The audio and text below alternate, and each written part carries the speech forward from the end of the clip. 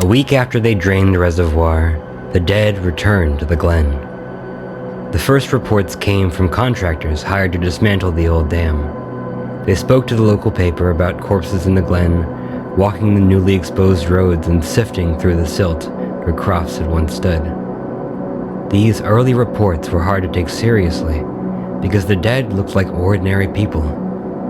There were no missing limbs or eyes or off-putting smells. And though the transition from death to life was a little disorientating, they showed no clear signs of mental degradation. The dead, as it turned out, was no more unpleasant than the living. The second wave arrived 2 days later. This time, there were bodies with obvious injuries, broken bones protruding at odd angles that made them look deformed rather than alive, heads with their brains missing, hands severed so that they could only flap uselessly in front of their face. In places, the blood staining the road looked like black instead of red, and all the faces were frozen, mouths agape and staring up into nowhere. It wasn't just the dead who returned. Another set of visitors appeared soon afterward, the living. People stumbled from the woods, mumbling about things they'd seen. Some wept uncontrollably when confronted by the press cameras, others ran screaming into the night. It wasn't long before a barrier was built around the town. Police patrolled the streets at night, not only keeping in the dead, but the living as well.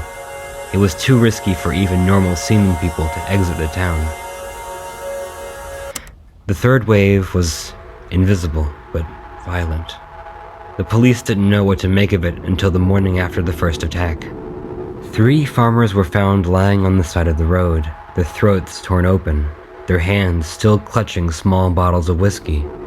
The bottle labels were crudely scratched with the letters that read, "The Last Wave." Days went by and the entire world came to a halt. The dead dominated the news cycle, every channel broadcasting the same footage over and over again. It was impossible to escape the imagery of the dead. Children slept in their parents' laps, while the TV screens played endlessly, showing the same few images of men and women in various stages of decomposition. In the background, an endless loop of static crackled incessantly. The fourth wave arrived a week after.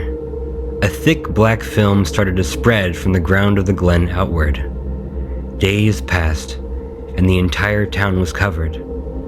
By this point, some had begun calling the phenomenon the miasma, but most would call it the fog. Many of those who tried to leave town were overcome by its vaporous presence and fell to the ground in convulsions. The rest were simply enveloped in the darkness and disappeared forever. By now, the police knew enough to understand that the dead were changing. The survivors told horrific stories of the creatures in the glen. They described how the dead had become stronger and faster, able to leap great distances with unnatural agility. The police also received reports of the dead climbing trees and leaping across buildings. Over the course of many months, the barrier turned into a large steel dome. Finally, we thought, at least it was contained.